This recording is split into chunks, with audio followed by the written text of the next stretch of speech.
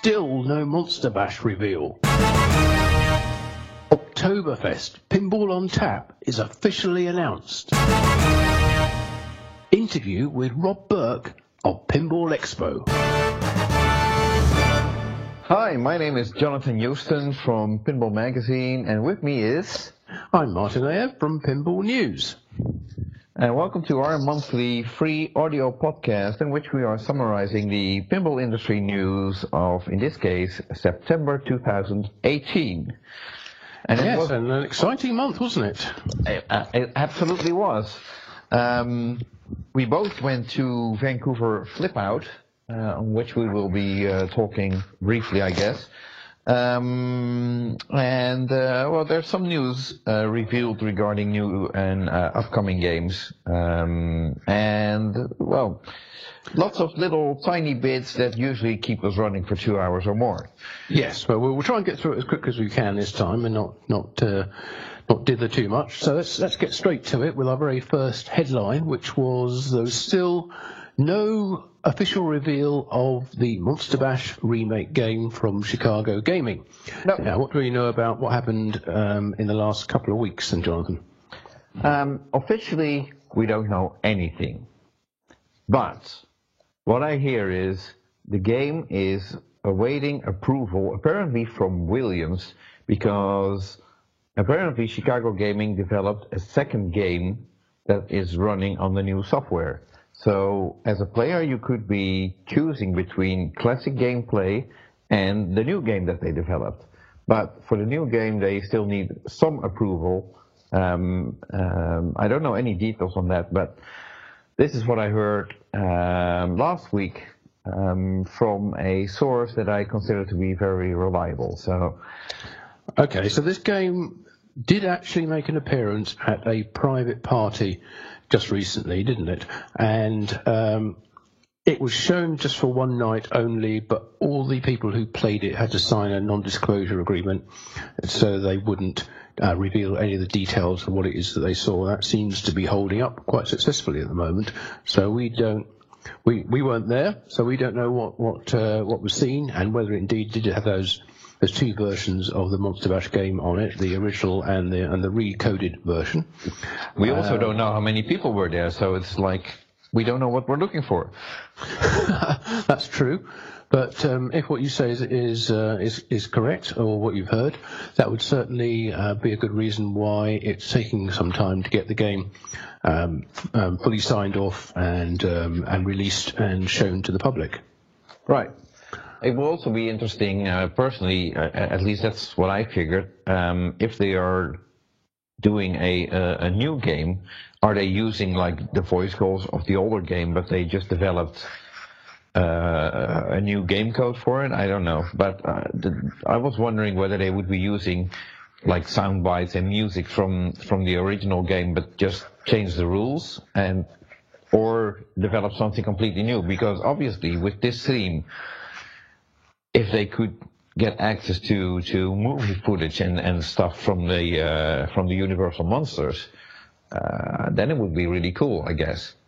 Yeah, indeed. But that would actually be taking things to a whole new level, wouldn't it, for Chicago Gaming? Well, in fact, if they had produced an entire new version of the game using the existing hardware, that's quite a move on from simply remake. I say simply, but remaking existing games and in some cases improving or up-resing the artwork on some of them for the display, to actually go ahead and completely rewrite the rules and create new sounds possibly, and music and I guess lighting effects and a whole bunch more. That's almost creating a whole new game, except for the hardware part. Yeah, well, the hardware is there. But then again, they've been working on this for quite some time, so it's all very, very possible.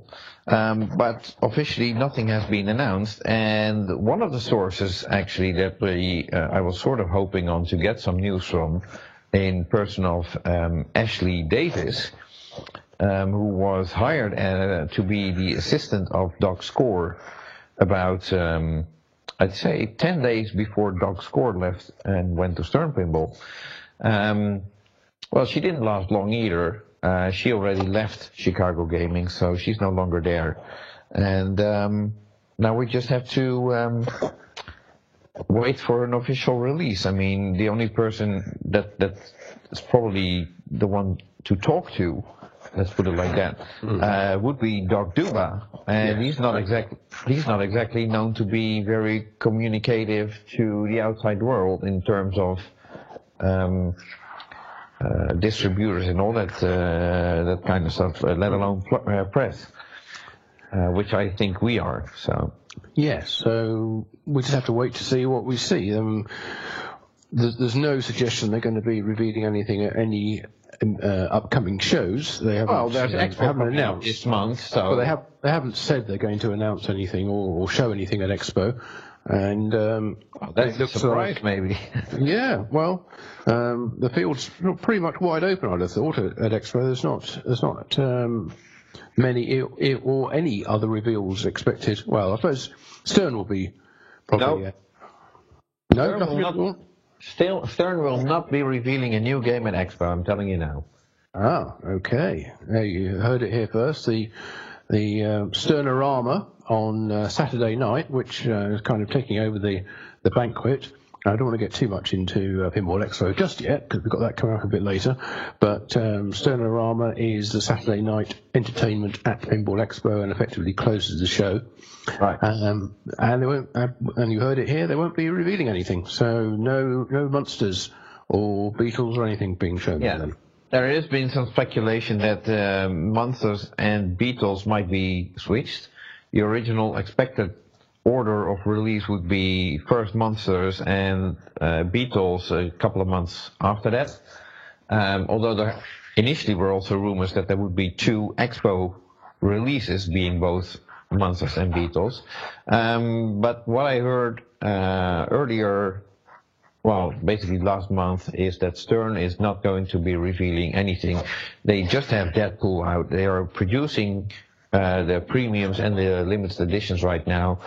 The Pro has already been on the line. It would just be too quick after the launch of Deadpool, and it basically would eat up Deadpool sales if they would announce anything. Well, that certainly seemed to be a danger when the initial timeline of announcing something in October at Expo, given what we knew that Deadpool was going to be announced in late August or mid-August, and with the LE and Premium being produced early September, mid-September to late September into October. Yes, that didn't make a lot of sense, pushing all those games out so quickly together, or so rapidly. So it's not entirely surprising, although in a way it's a bit disappointing, because Stern did say they were going to have at least one game to reveal at Expo, and if they haven't, then we're not even sure they did. Whether they actually said that. Usually Stern is not very committing themselves to when they are releasing a game. Right. Let me clarify that. It wasn't Stern, it was Joe Kamikow that actually came and said, I'll be back next year with at least one, if not 2. Yes, correct. You are correct. And apparently, from what my sources tell me, we're not going to see anything at Expo. If we're going to see anything at Expo, then it might be similar to the Batman release, that you just get to see a couple of games behind a rope, but you can't play them. Right. Okay. So they might not even be at the show, but they might just be in the factory behind a rope for those who are going on the factory tour. But still, I doubt that. But okay, that could still be the case. Yeah. Okay. So yes, you mentioned that Stern are now producing the Deadpool limited edition and premium. Right. They've also been quite busy on the code front, haven't they? Updating a number of games. Right. Yes. Last month we saw updates for 5 games: Batman, Deadpool, Guardians of the Galaxy, Iron Maiden, and Aerosmith. Aerosmith was sort of a surprise, because you figure sort of like gone and done. Yeah, basically done. Yeah. So I actually was at the Stern factory, and little scoop, although it's probably not a real scoop. Although Stern said that they would not be making any Metallicas, they were actually making Metallicas as well. Oh.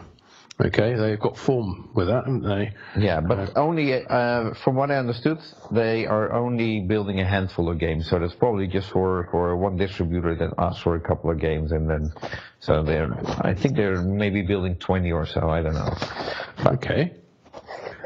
That number is just a guess. Don't quote me on it. It's just from what I saw at the factory floor. It's not that many. I mean, it was full Deadpool production all the way. And well, from the sounds of it, you're reading it off your notes that you made there. Can hear a lot of paper being flicked through and documents being checked. Yeah, just like that. Stretching my head. or are you leafing through Pinball Magazine number 5 by any chance? Oh, how nice of you to bring that up.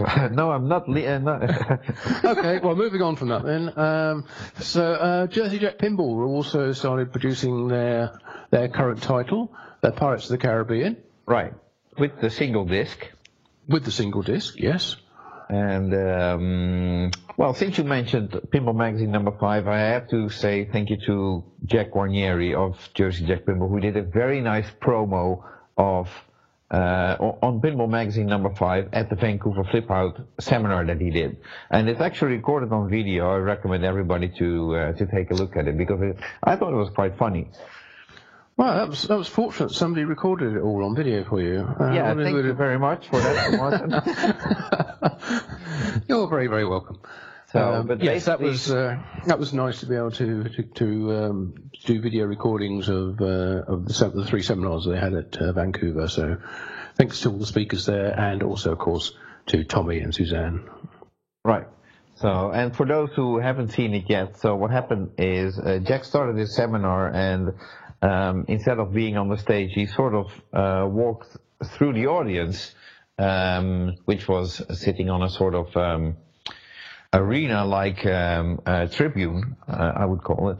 And so he spotted me in the audience, and he started talking about the magazine, and then he had Butch Peel pull out the magazine from his backpack, and then he basically took the magazine and he just landed it on the table just to hear the sound of it hitting the table, as impressive as that is, because it's like a phone book hitting the table. It was pretty loud, and I think it made the point exactly what a hefty volume it certainly is. But also at the Vancouver Flip Out Pinball Expo, to get the name absolutely correct.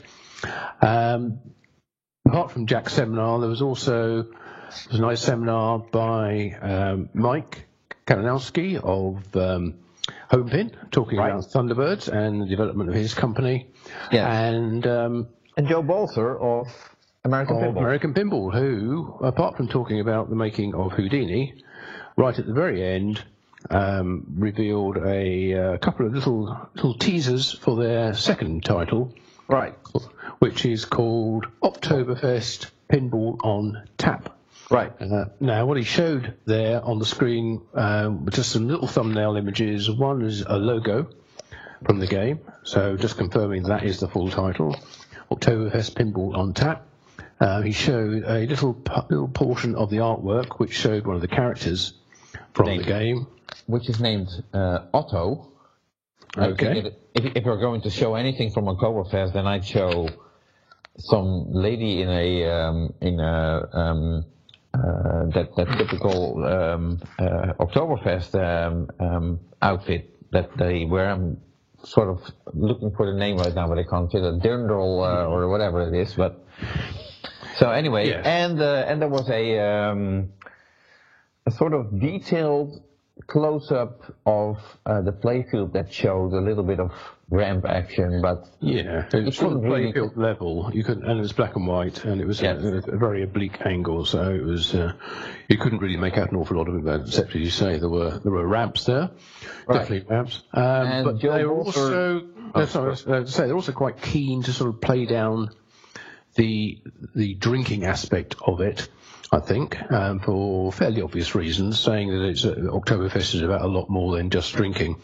Right. But then, having said that, the logo was basically on a barrel, and it's Pinball on Tap, all about beer again. So okay, but what Joe, I think what he was trying to say is that the game will be family friendly, so it's not going to be a game that's going to be offending women or people who like beer or people who don't like beer.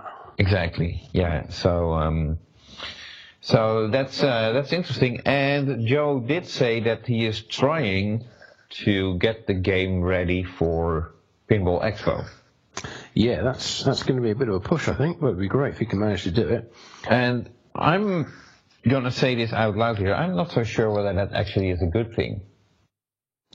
What, getting it ready for Pinball Expo or the theme? Well, I guess it's they've got games made very quickly in the past, and maybe you think that wasn't a good thing either. Well, if we look at the game, yes, they got Houdini done under a tremendous time pressure, and while as impressive as that is, that seems to be like the only success factor for that game, because there's a lot of Houdinis being sold and sold and sold again. Apparently, rumor has it that distributors are complaining they sell one game and that game gets being sold every 2 weeks later on.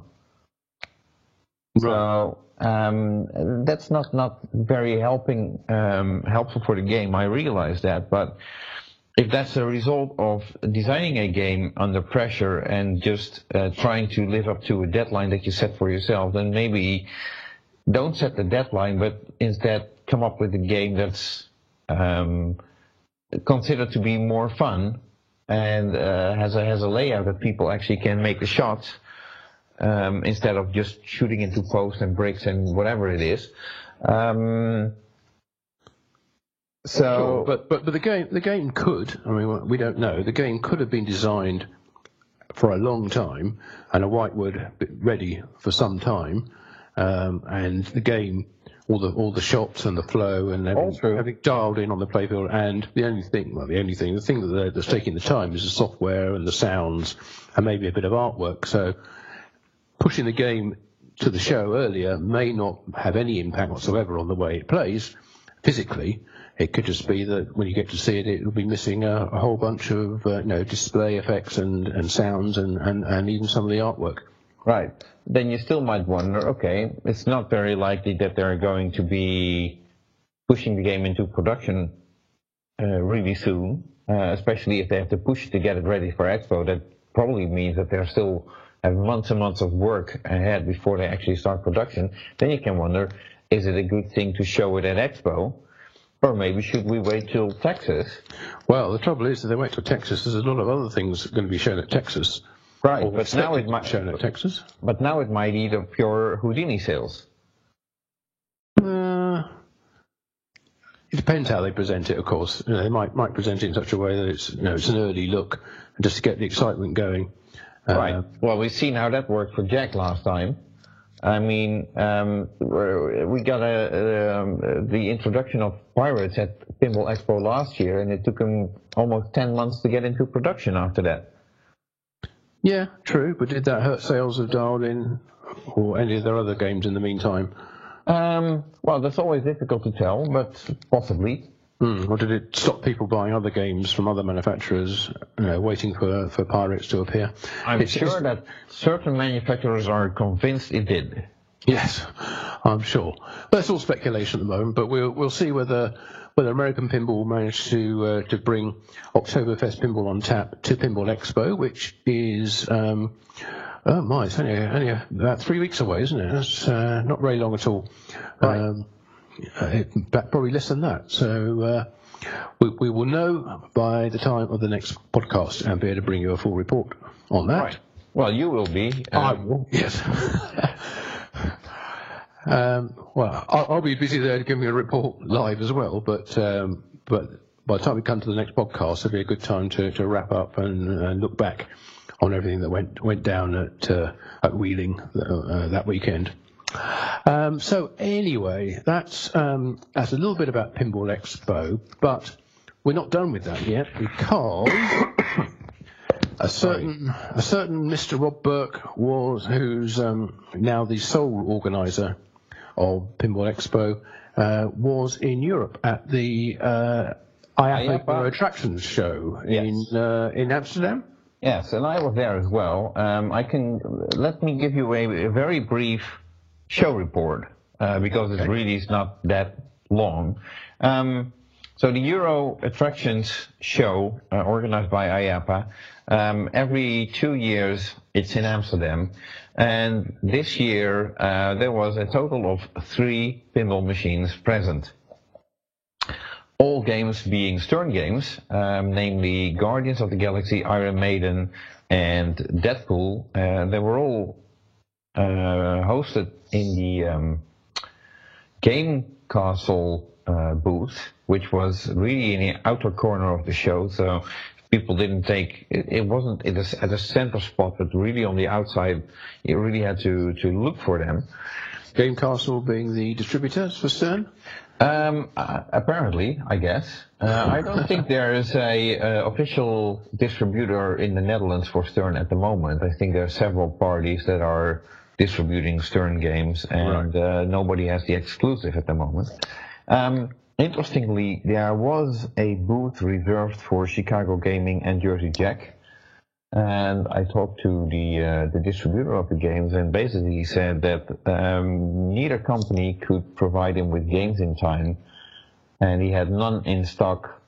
So basically there was no, they booked the booth, but they had no games, so they didn't show. Oh, that's a shame. I guess so, yeah. Not good for pinball in general, I wouldn't have thought, just having... I'm getting highway pinball flashbacks. Yes. So that's not good either. No, and there was one other pinball-related company at the show in the form of Pinball Universe, with a German distributor, reseller, if you want to call it that. They are actually exclusive distributor for the Atari Pong table. The coffee table. It's the physical Pong game. Yes. And they had a booth entirely dedicated to the Pong table thing. And so they were there basically focusing on that. And they had quite a lot of interest. So that's good for them. Yeah. Interesting, Pinball Universe. They're there but not selling any pinball machines or not promoting pinball. I guess they're leaving that up to the other distributor or the other reseller. Right. I think that might have to do with territory restrictions. In terms of obviously Pinball Universe is a reseller of Stern and Jersey Jack. But they're not allowed to sell them in the Netherlands, and as the show was held in the Netherlands, I don't think they're allowed to show Stern or Jersey Jack games. Right, okay, that makes sense, yeah. Okay. So, but also present at the IAAPA show with a stand for Burke Paper, which is Rob Burke's company, in which he's supplying all sorts of amusement parks with all sorts of stuff that they could need, anything a janitor might be needing, like plastic cups to hold drinks. And, sort of catering equipment and knives and forks and spoons and plates, things like that, and paper napkins and exactly. All that kind of stuff that Rob is providing that, and he had a booth at the stand in or at the show in Amsterdam, and there I was able to talk to him, and obviously he was very excited about the upcoming Pinball Expo. He's desperately trying to get me to come over there, but I have a different show, so I can't make it there. And but I was able to take to sit down with him for a couple of minutes in his busy schedule and talk about the upcoming Pinball Expo. So we're going to listen to this. Hold on. Hang on. No, what? It's not. Oh, it's not, is it? I think it is. Let me check. Yes. Oh, Gary, not now.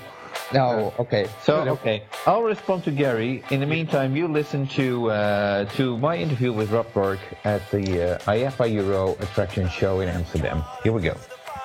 So we're here at the IAPA Euro Attraction Show in Amsterdam. Standing with me is Rob Berg, the owner of Pinball Expo and organizer. Pinball Expo is coming up in a couple of weeks, Rob. Yes. This is the first show that you're doing on your own. Right. What can people expect of the rebirth of Pinball Expo? Well, first of all, Jonathan, thank you for tracking me down today. There's a couple of things we need to know. It's not totally on my own. I have Dave Fix helped me out with exhibits, and Rob Craig has helped me out as well, pulling games into our exhibit hall. But we can expect a whole lot of positive energy. A lot of the same exhibitors are coming back, but they're also coming back with new excitement and bigger boosts, more energy, and they're just glad to be back to the show. And a lot of exhibitors we had in the past that we lost are coming back, so I'm excited about that. You mentioned Dave Fix and Craig. Rob Craig, huh? Yeah. I also noticed you hired Roger Sharp for promotions. Yeah. Roger, being in the industry as long as he had, he's got a marketing company, so I figured what a better person to help me promote the show than to use Roger. So not only have I used Roger, but I've used a local guy in my area to do some marketing. So between the two of them, we've hoped to saturate both social and direct media, either digital media, social media, as well as news or radio and cable. So we're trying to cover the gamut that we've never had before. Right. So does that mean that you're aiming at a lot of locals to come and visit Pinball Expo? You know, when the expo first started, we had a tremendous walk-in crowd, and a lot of walk-in crowd were the locals. And a lot of those guys became regular attendants at Expo because they loved pinball but didn't know where to go to enjoy pinball. And between that and word of mouth, of course, the show became bigger. But then when we moved, we lost that audience because I think we went to, especially to Wheeling, is where we really felt a drop in the attendance because people weren't familiar with where the show had moved to, or it was too far for them to travel. So that's why I put a lot of energy and effort into marketing it and bringing some of those people back again. Okay. So a lot of the show program is familiar to those who attended shows in the past year. I mean, you still have the CERN Pinball Factory Tour, but you lost the banquet at Saturday night. Yeah, that was a decision I made. You know, we have been struggling for years what to do with the vendor hall. Do we keep it open? Do we keep it closed? Just with respect of the speakers at the banquet, we wanted people to be there to hear them, but on the other hand, we noticed that the attendance was waning over the years. So just the decision was made just to drop the banquet. And we're going to have the Hall of Fame inductees be part of our regular schedule. And this year it'll be at 7 p.m. on Thursday or on a Friday night. Okay. So we're still going to still keep that part of the banquet alive as far as doing that part of the show. Okay. The charity auction also gone? The Make-A-Wish is gone. However, this year we're working with Dan Spieler, Project Pinball. Yeah. And we have actually donated a game to him, which he's going to raffle off, and monies from that will go to him. Plus, we're going to have a raffle of Stern's Deadpool Pinball, which we're going to have proceeds of that raffle. And we're also going to give to Dan for the Project Pinball. Okay. So we're going to keep that charity angle going. I think it's important we do that for the community. Okay. There's still a seminar program like you used to have in the past few years. Yeah, we have a lot of seminars. And what we're doing this year is also we're incorporating a little bit of the video angle. Ed Fries is one of the guys we're bringing in, and Jeff Lee, the Kubert from Kubert fame, was coming in. So we're bringing some of the video aspect of it as well. And another new aspect of the show is all the tournaments we're doing. Not only is Josh Sharp doing his tournament, Trent is doing his. Trent doing his tournament, but then American Pinball is doing their separate tournament where the winner can win a Houdini machine. We're also having a separate tournament from a big ball bowler from St. Louis Ball Bowler Company.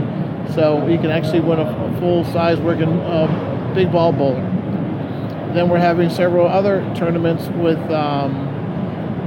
Eunice, the Atari Pong, Right. as well as Super Checks. We got a tournament on that. And we have a tournament on a Midway Haunted House gun game. So that's something that you won't win a game on that, but you'll win a trophy and some sort of other prizes. But we have a lot of tournaments going on, so that's a whole new element of the show we've never had before, at least not this intensive level. So it's open to everybody and anybody, and in theory you could win both those machines, and if you win the raffle, you'll win 3 machines. You could really do real well, so well that maybe Jonathan, even you would come to the show and enter all these tournaments. Well, we'll see what I can do. So, but from what I hear, there's a lot of anticipation coming on in the terms of people are getting excited for the show. It's been past couple of years, people tended to a little bit to be like, Expo, but it's the mother of all pinball shows. Yeah. Let's not forget that. So. Well, it was the first, no question about it. But I'm the first to admit that the show was waning in interest, and it just needed a shot in the arm. And hopefully, with some of the changes that have been made, that the intensity and excitement will return, and it'll be a positive experience for everyone in attendance. Okay, excellent. Well, thank you, Rob Berg. Thank you, Jonathan. Looking forward to see you at Pinball Expo. Looking forward to you. It's always great to see a great man like you there. Thank you. And we're back. Thank you very much, Mr. Rob Burke of Pinball Expo for his detailed answers on the upcoming show, which is held from October 17th till the 20th in Wheeling, Illinois, in the United States of America. Indeed, I will be there, and I'm hopeful, although this hasn't been confirmed yet. I'm still working with Rob and seminars organizer David Fix, but I'm hoping to be able to video and put online all the seminars this year. Now, as I say, it hasn't been confirmed, and still got to get Rob to sign off on it, because normally he likes to keep those seminars as a very special. That's one of the key selling points of Pinball Expo is the range of seminars and a number of very knowledgeable speakers who turn up to that show. So we may not be able to do that. If not, I'll certainly have the audio available from them. We'll have that anyway, but fingers crossed. I'm getting my laptop out, trying to get a little streaming setup put together so I can record them. They won't be streamed live, I don't think, but they could well be on YouTube a couple of days after the show if all goes to plan. Right.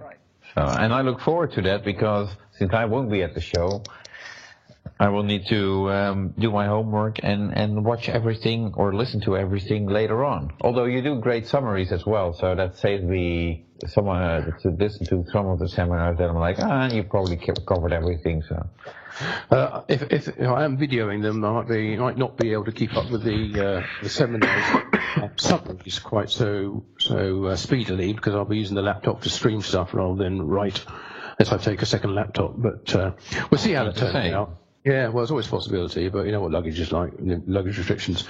But so that's happening in America in a couple of weeks' time. But we've also got news from America for those people who are looking to buy Pinball Magazine number 5 from Amazon.com. Yes. Didn't quite work out the way you'd hoped. I'm trying not to start a rant on Amazon right now, but seriously, I've put quite a lot of time into trying to cater to every demand that Amazon basically laid down, like, we want you to do it like this, we want you to do it like that. Okay, so first, I was expecting them to, preparing magazines to be shipped in boxes, and they would be taking a magazine out of the box and then handling all the fulfillment, and then they're like, no, but you need to make sure that it's ready for postage, so that they don't have to box it themselves. And I'm like, so what's the fulfillment part? I thought I was paying you guys for that. So, okay, we take out the fulfillment part. So we prepped over 200 magazines over here to be shipped to Amazon, completely prepped, like I would send them out from here with mail. So everything completely packaged in a cardboard box with a bubble wrap around it and everything. Postcards included in the whole shebang. And so I'm discussing this with Amazon. I'm ready to go, and I'm looking at the fees that they are applying, and I'm looking at and they're applying like almost $15 in fees. And I'm like, hold on, that's not even including postage. So if people don't have Amazon Prime, they still would have to pay postage for that. And I'm like, so what are the fees for? On top of that, on 3 different pages, I get 3 different quotes for the same product. So I'm like, how come there's no consistency here? And they couldn't explain that. I sent them screenshots of the different quotes, and I'm still waiting for them to get back to me. But the most important thing, to cut a long story short, is the fees that Amazon is applying is one thing, but obviously for me to ship the magazine to the US, there are postal costs involved as well. Even if I'm shipping a pallet of magazines that way, I'm still paying like, let's say, somewhere between $7 to $10 per magazine included on that pallet, which needs to be added to the price of the magazine in order to recoup those costs. And then with the fees Amazon is applying, turns out the magazine would be more expensive with Amazon than it would be in my own web shop. So then what's the point of ordering it with Amazon? Yes, okay. Well, I'm glad you didn't get into a rant about it, because that could have gone on for quite a while. Sorry about just cut to the chase. No, it is actually interesting to see quite exactly how Amazon work when, what they're doing, I suppose, is they're putting it in their shop window of the website. So people search for Pinball and magazine, they will see your magazine, and it will get promoted to an extent. But yeah, they're going to charge you for that. And it sounds like they're charging you, between $15 and $20 for that privilege. And then, as you say, you have to ship it to them in the first place. And if you're not on Amazon Prime, you have to pay for the shipping from them. So it's not necessarily much of a saving. But so the upshot is, if people in the United States want to buy the magazine, they buy it from you directly. Yes? Please go to pinball-magazine.com/shop, and that will get you to the Pinball Magazine web shop, and you can order it from there. It will be the, I'll be handling it myself, so I can personally guarantee that your magazine is shipped and everything. There are alternatives, thankfully. Steve Young is currently selling the magazine, the Pinball Resource, that is. So I think it's on the Pinball Resource website. Rob Anthony will also be selling the magazine from his website, which is pinballclassics.com, if I'm not mistaken. That sounds right, yeah. And he will also be selling the magazine at Pinball Expo, and those copies already shipped, so they will be there, should be there in time. Okay, and if people want to get the postcard pack, how do they go about doing that? It's already included with the magazines that I ship to both the Pinball Resource and to Rob Anthony, so that's not a problem. Okay. And if you order the magazine in the Pinball Magazine web shop, the postcards are still available, so obviously there's a limited supply, but the supply is still, we haven't run out, so if you order your copy now, then you still get the set of 7 postcards of Santiago photos of Wayne Nyans games. Right. And while we're speaking of the magazine, aside from all the hassle, the feedback so far has been great, and I'm really appreciative of that. I got some very lengthy feedback from Wayne Nyans himself, which I should probably put into a website where people can read what Wayne had to say about it, but he was very impressed. Randy Peck, who's featured in the magazine actually, but he's also a big collector of Wayne Nyans games, was very, very impressed with the magazine and learning all sorts of new things about both Wayne and how the Gottlieb factory used to work, and everybody seems to be impressed with the quality and what a huge issue it is. So I'm very happy with all that feedback. Good. And if you want to have a little preview of exactly what's in it before putting your money down on it, there's a review of it on a certain pinball website as well. Yes. Pinball News, I'm not sure if you ever heard of them. Yes, they, in this case, you were kind enough to do a neutral review of the magazine. Thank you for that. I'm not sure whether I should emphasize on this, but just because we work together doesn't mean that Martin is a fan or in favor of my products. In fact, I think he's more critical. And I'd have to be, really. So, but Martin wrote a review about what you can expect in the magazine, and obviously it's a lot more than just Wayne Nyans and his career. There's also Scott Danesi, there's Jack Danger in there talking about dead flip streams. Jerry Stern is in there, Doug Score before he went to Stern, and so in his role as vice president of Chicago Gaming, still discussing things going on with Chicago Gaming at that time. And lots more. So I'd say check out the review and order your copy in the Pinball Magazine webshop. Okay, so moving on from that extended advert, let's talk about stick to things Dutch for a moment. Is there any news at all about what might be happening with Dutch Pinball and their particular travails? No, there isn't. And let me get back 1 second. There is, for the people in Florida, a very good chance that Little Shop of Games will be offering the magazines soon as well, so keep an eye on that as well. But that's Curly down there, right? Yes. Right. Well, actually, it's Marshall. Right. Yeah. Two locations, and I'm currently talking to Marshall, and but that should be that's in the works. So hopefully soon available in Florida as well. And I think they also ship out copies. So that's currently being discussed, and we're looking at things. So. So no news from Dutch Pinball then. No. So we do have some from other companies who've, shall we say, announced their intention to make games, if not actually got anything to show. Yes. We have one called Great Lakes Pinball, who have said very little really about what they're doing, other than they have a logo and they're going to be showing something exciting in 2019. Ooh.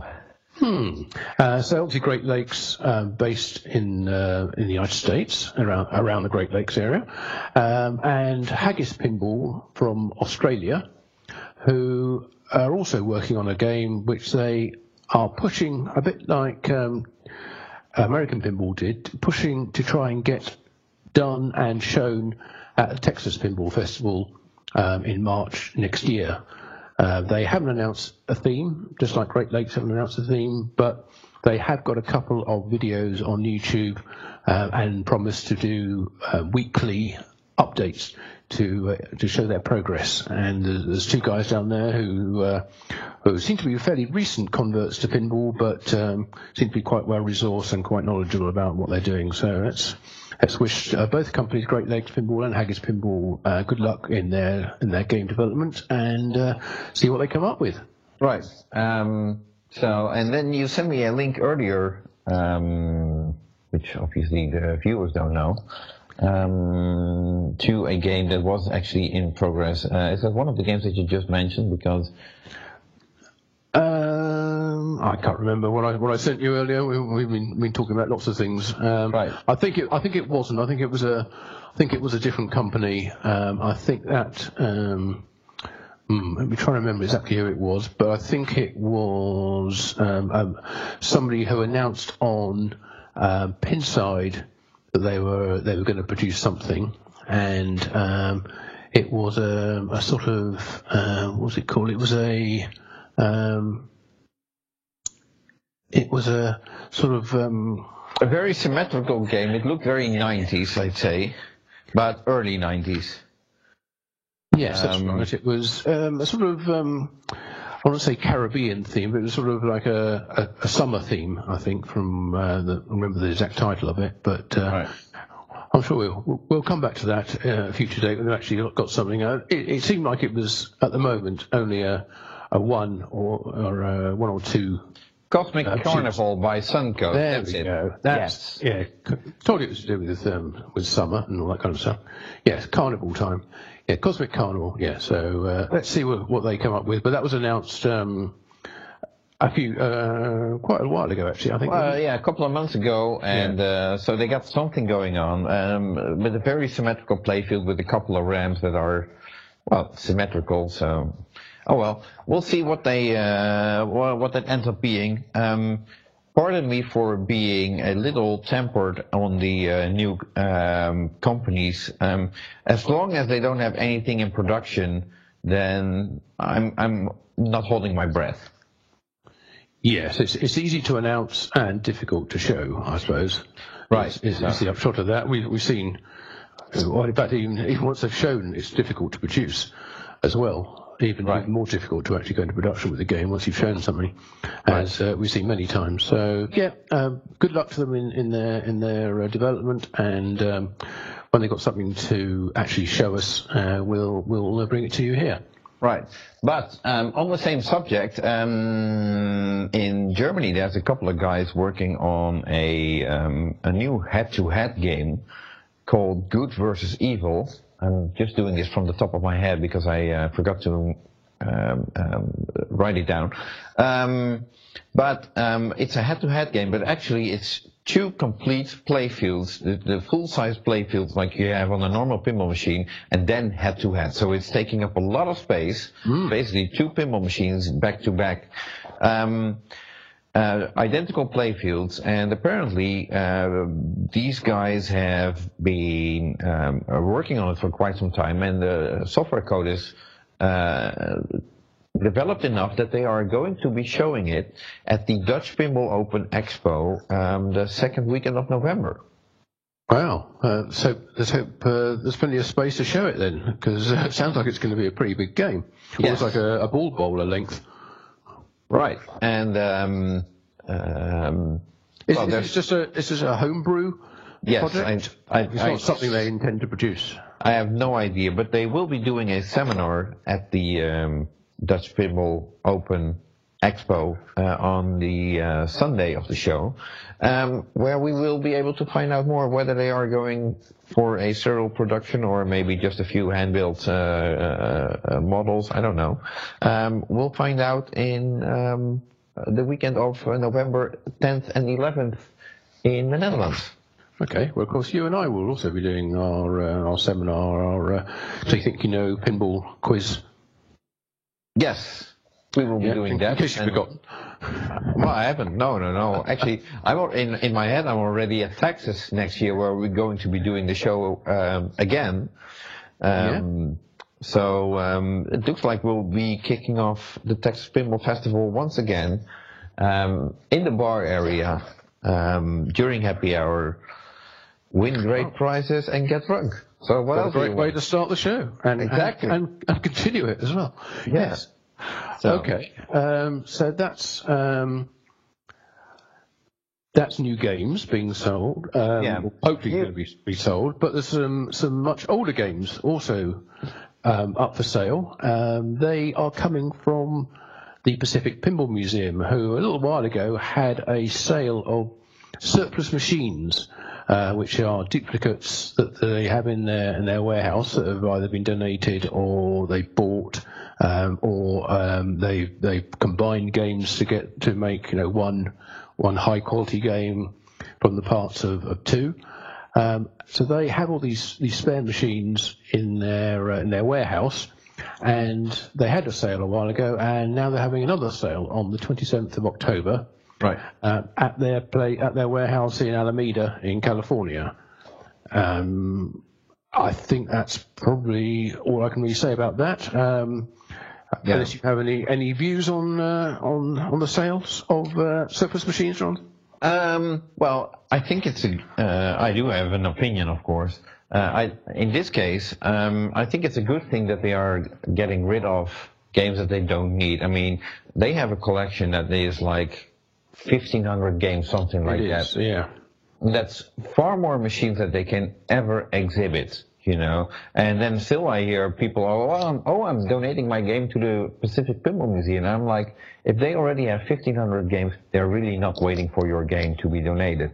And that might not sound, it's not a stab at the Pacific Pinball Museum, because they do a great job at preserving pinball, and they have a great museum, and the annex is absolutely amazing. So if they are ever able to hold events over there, then I would recommend it to anybody. But with 1,500 pinball machines, you're not looking for another 50. No, true. But if somebody donates a machine that maybe they could sell on or repurpose a less desirable title, right? And if they sell it, they can raise funds to restore and repair and put money towards finding a more permanent home for the collection. So sure, but then it's not a direct sort of, you donate the game and it just gets added to the pile. Things happen because, as you say, they have a finite amount of space there. So true, they do these types of sales. And then still I'd say, okay, there's a couple of pinball museums all over the place. There's a couple in America, there's a couple in Europe. If you're a bit collector and you want to donate your games, I'm pretty sure that you want to donate them to a party where they actually get used or shown to the public. And my personal belief is that there's not much sense in adding to the pile if there is other museums that have far less games in stock, and they might actually have a better use for those games than just put them in a warehouse. And whenever we get the time to look at them, we'll take a look. Enough True. about it. Yes. Yeah. But one solution would be, of course, to work in cooperation with the Pacific Pinball Museum and borrow some of the machines for uses in another museum's exhibit. So that would sort of help both parties, wouldn't it? As if the PPM was a kind of a central repository where other museums and exhibitions could source their machines. Right. So there is one other comment that I would like to make in regards to the Pacific Pinball Museum, and it actually relates back to Wayne Nyans. And I think we discussed this 2 months ago when Wayne just had celebrated his 100th birthday. Mm-hmm. And apparently Wayne donated his Spirit of 76 game, which is a very special game with a great story behind it, which you can read in Pinball Magazine number 5, to the Pacific Pinball Museum. And while, of course, I'm happy for the museum, and I can understand that Wayne is donating the game, what I didn't understand was that they picked up the game a few weeks later. And I was like, why not wait until Wayne actually has left this world, to say it in a gentle way, and then pick up the game? But they already went there, and I was talking to Wayne a couple of weeks ago, and he says, like, I missed my game. So I talked to Michael Shees, and I already at the podcast 2 months ago, I was like, how can you take the game from him now? Because it's like his only spare time diversion, or instead of watching TV. I mean, he doesn't do much online, so either he's watching TV or he's playing pinball, and now you take the game away. So what else is he doing? So he misses the game. I called Michael Shees, and Michael told me he felt terrible. He was like, yes, we want the game, but they didn't want it right now, and then it was already taken care of, that it would be picked up and so on. And I said, well, the least you could do is give him another game back, and actually that's what I hear is currently in the works, that the Pacific Pinball Museum is going to be sending a game back to Wayne, and they're currently choosing between 2 or 3 different titles, which game it will be. It will be completely refurbished, and so that Wayne doesn't have to worry about the mechanics and all that kind of stuff. Right. So that Wayne will have a game in his garage again, so he can play pinball if he ever feels the need. Well, that's good news, and thanks to you and to all involved in making that happen. Right. Well, I'm not tapping myself on the shoulder for that, but apparently I wasn't the only one wondering, like, why did they take the game now? So I'm glad to see that even within the Pacific Pinball Museum, people were like, no, hold on, this isn't right. And I'm glad that they are trying to make this work. And for Wayne, it would be nice to have a different game. Of course, yes. Yeah. I've had that one for a long time now. Even though it's your favourite, it's always nice to have a bit of variety. Right. Okay, so we don't normally cover, should we say, digital pinball. Yes. But there is a little bit of news this month about, well, in fact, there's 2 companies who have got news. The first of which is Zen. Do you want to mention what Zen Pinball have been doing? Yeah, well, Zen Pinball is I think they are from Budapest in Hungary. Yes, and they provide digital pinball machines with a lot of animations on the playfield that usually can't take place in real pinball machines. And they built quite an empire, I would say, for themselves in making such games. And they recently acquired the Bally Williams license, and they are now remaking basically all the titles that not that long ago were available with the Pinball Arcade. Yes, that was Farsight did have the license until the end of June. Right.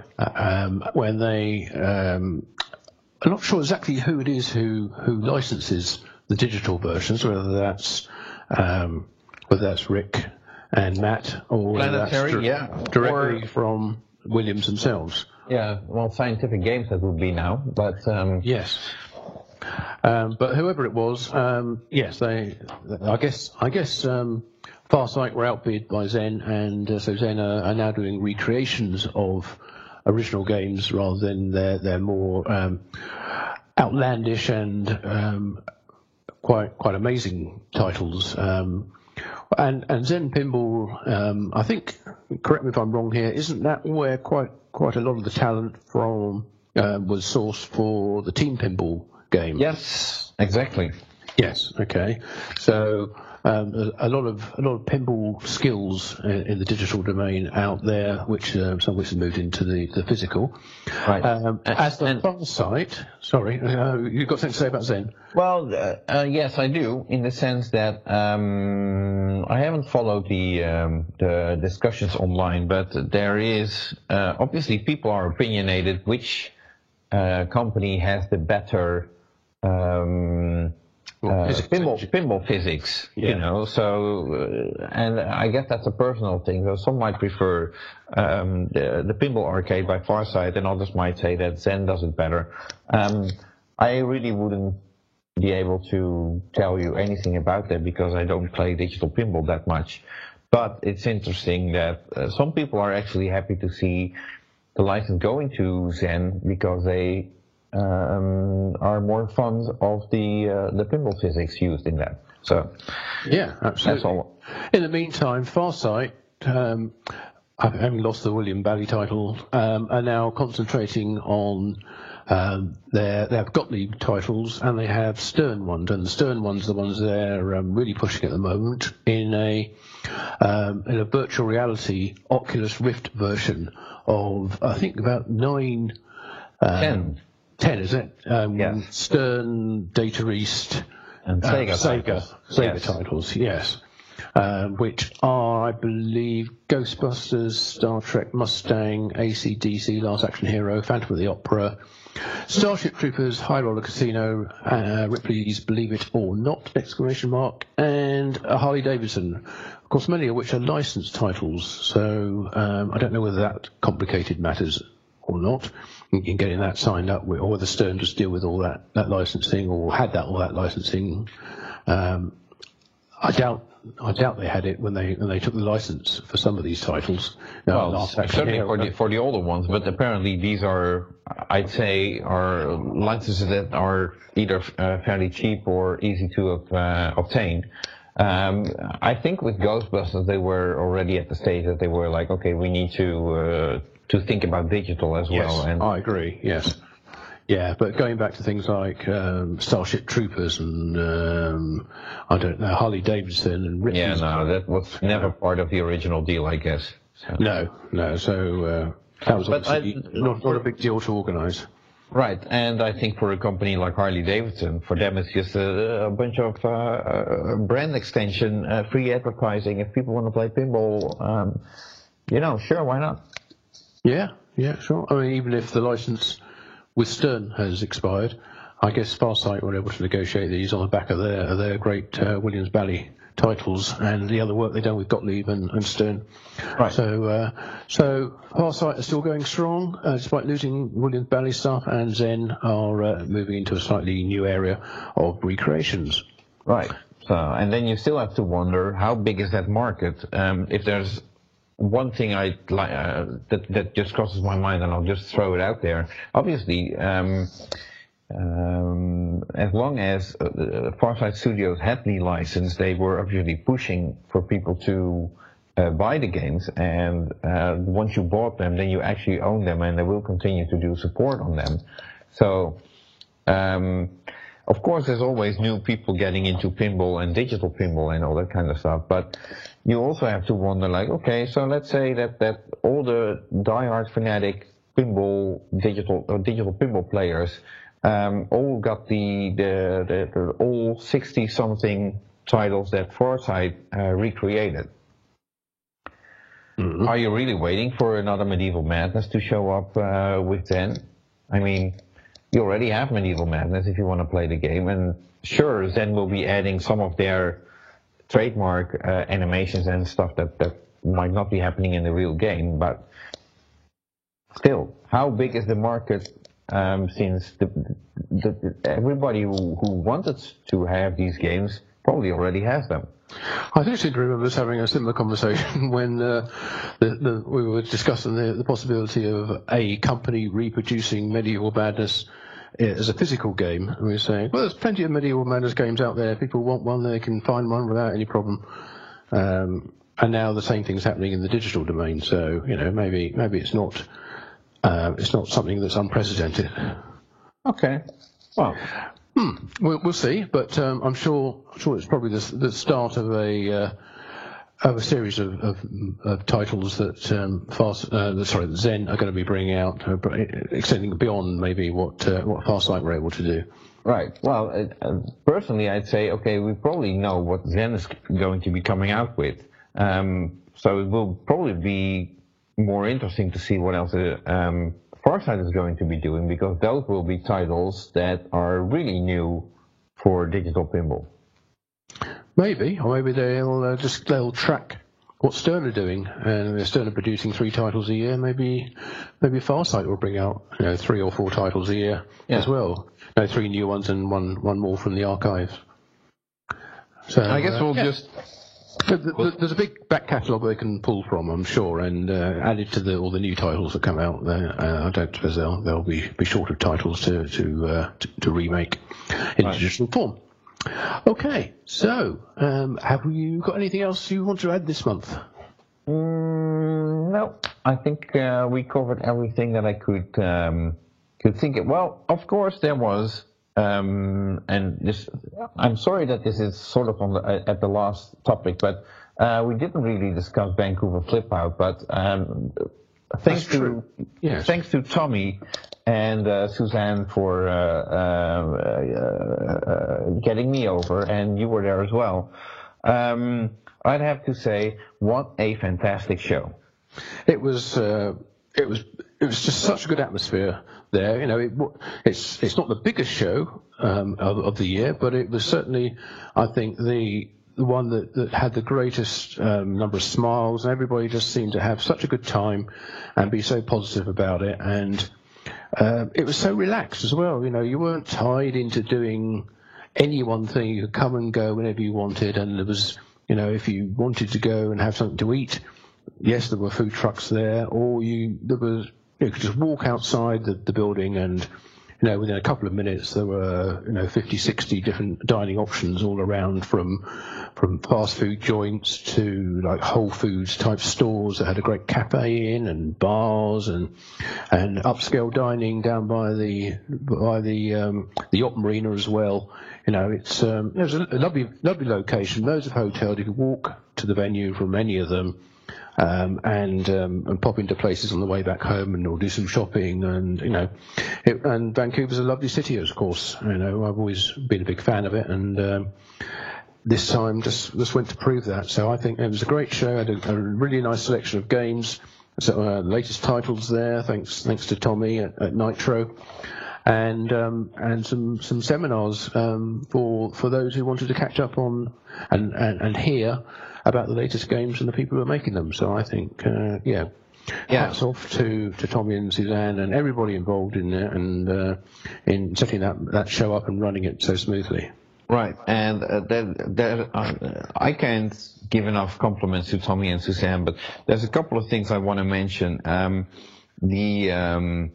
First of all, the location is great. It has a certain atmosphere already in it, which is very nice, very cozy, I would say.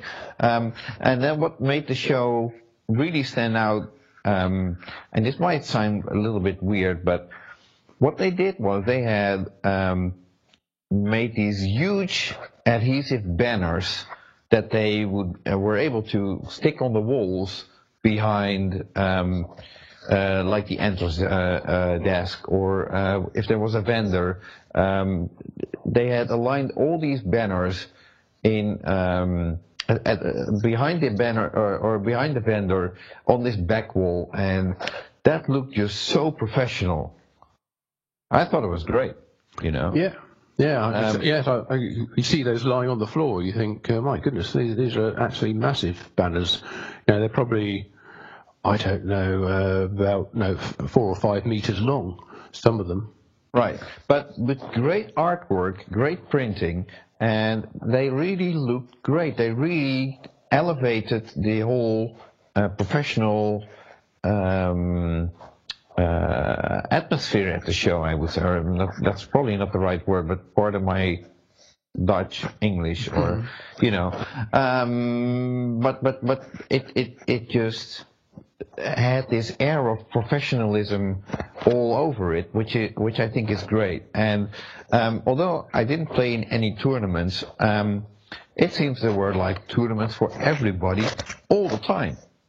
Yes, there were a lot of them, and all professionally run by Dave Stewart and Jermaine Mariel from the Northwest Pinball Group, who do the tournaments at the Northwest show as well. So I think it was. It all seemed to run to time as well, and everybody seemed to be very happy with the way that it happened. And one thing which was very unusual, I think, for any pinball show, that's particularly one that's like 2.5 days long, is Sunday was actually the busiest day of any of them, and that's something you don't normally see. Normally, everyone's thinking, we're going to start tearing down the machines by lunchtime, but that didn't happen at all, and it was absolutely, it wasn't packed, but every machine was in use. Well, you could still walk around because of the way the aisles were laid out. Let's put it like this: you could still walk around, but Sunday afternoon, I think between 2 and 4 p.m. every game at the show, which was like 150 games present, every game was constantly being played.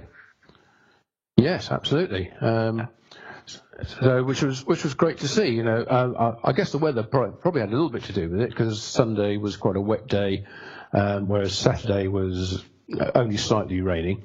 So people obviously thought they were going to come inside and come to a pinball show, which was great. But it was, it was nice, as I say, it was nice to see a Sunday being a full day, if not the fullest day of all the days of the show, and very well supported by locals as well as people from out of town and out of country as well, like us.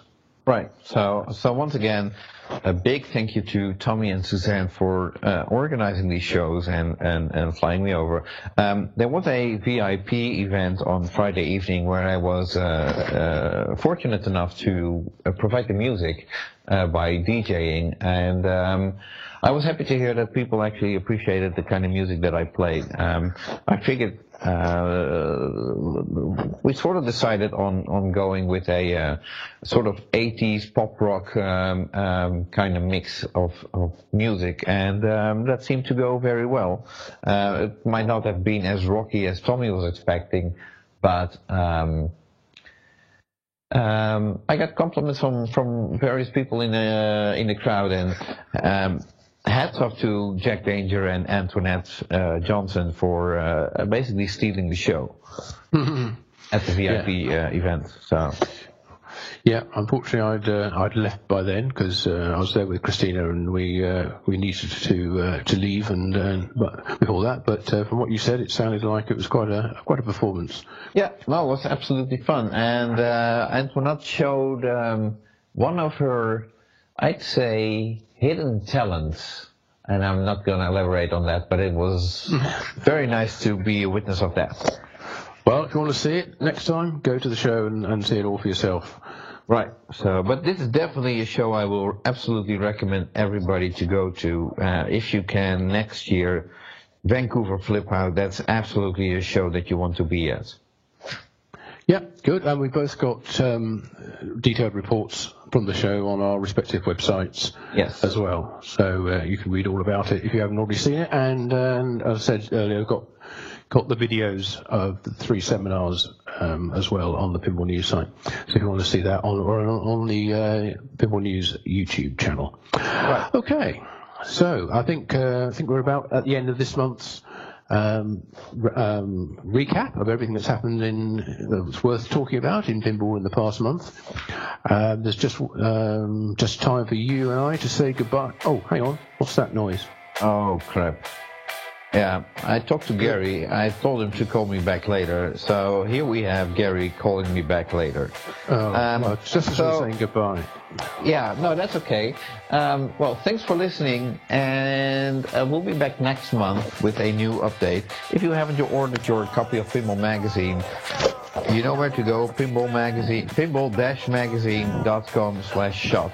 And I say goodbye for now, and let me hear what Gary has to say. Thank you. Okay. Bye-bye. Thank you, and goodbye till next month.